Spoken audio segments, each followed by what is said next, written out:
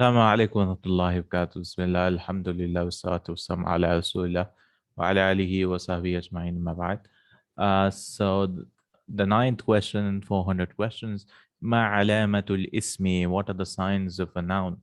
We talked about that the language consists of three parts of speech: ism, fail, and harf, right? So what are the signs of a noun? How will you know what is a noun and what is a verb? So there should be something which is distinguishing, right, from a noun and a verb and a particle. So it says lil ismi lil ismi khamsu alamatin yakfi wujud واحدة أو قبوله لها للدلالة على الاسمية وهي. So for a noun, there should be 5 signs.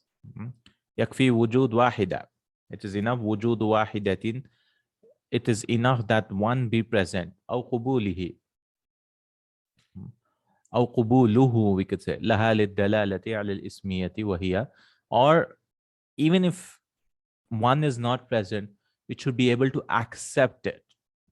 Right? للدلالة على الاسمية, to indicate towards a nominal ismiya, that is a nominal status, right? To indicate it nominal. So either it should accept one of the signs or it should be able to accept.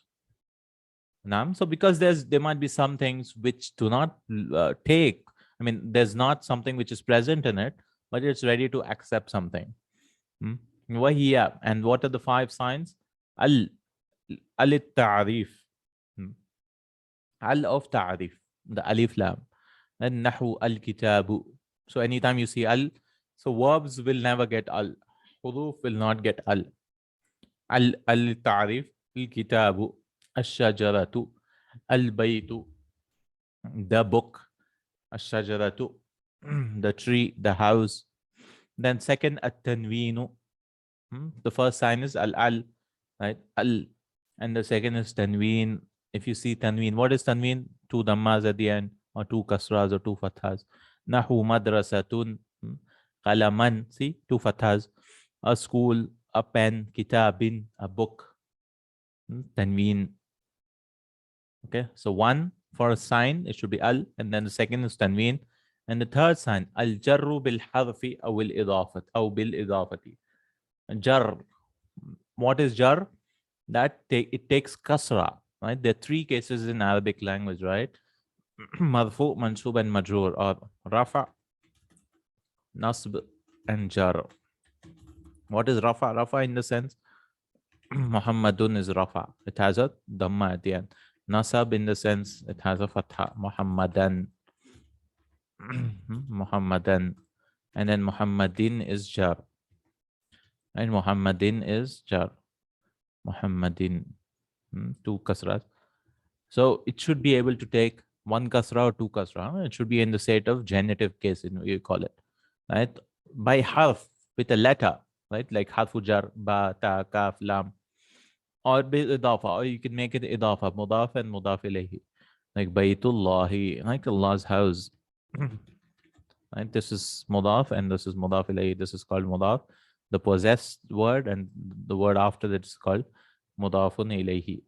Right? If you want more detail, you can go to lesson 5 of Madina book 1 of idafa. And harfu jar, you can go lesson 4 of Madina book 1. So al-harfu al-jarru bil-harfi aw bil-idafati. Majroor with a harf aw by idafa. Fal-jarru bil-harfi. So how do you make majroor? So anytime you see kasra, 90% of the time, I mean 100% of the time, it should be a noun which takes a kasra.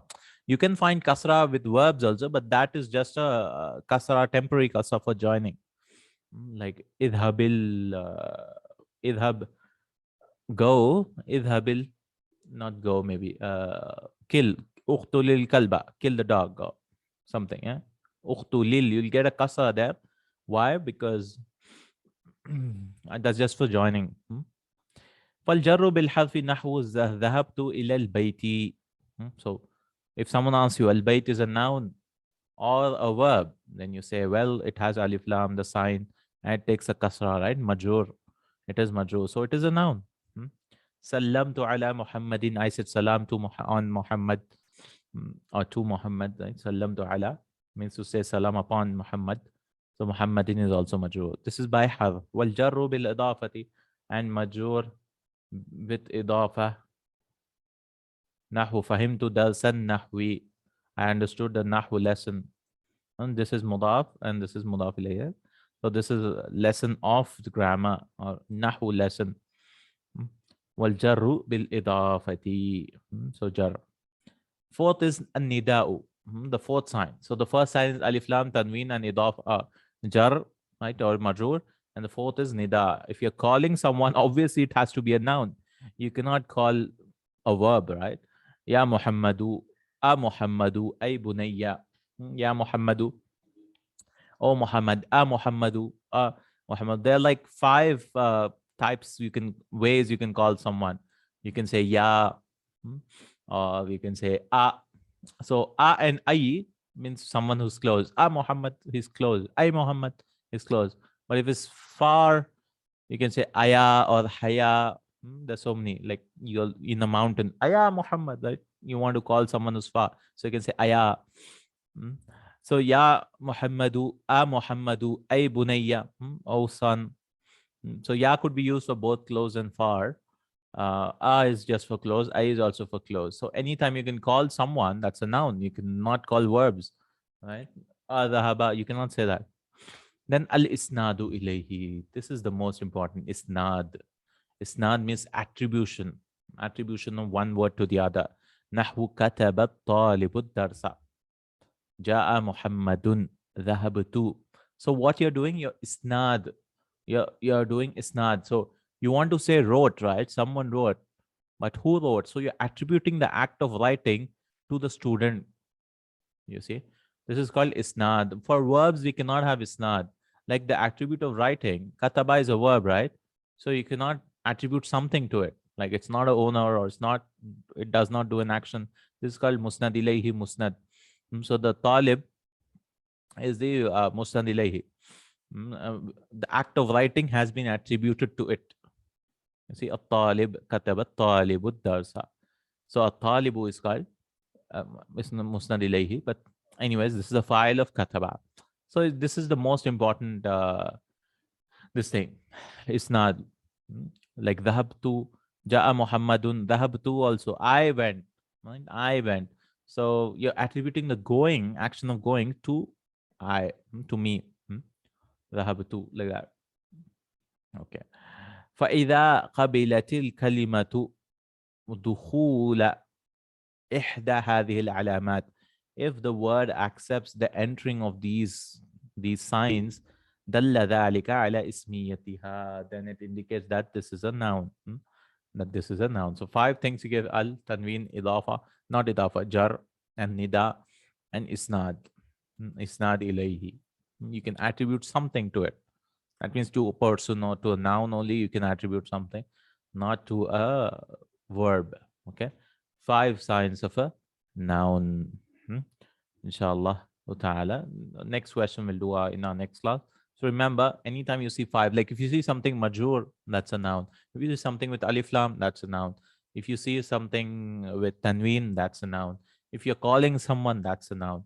If you're attributing something to it, like dhahabtu, you might say, why is tu a noun?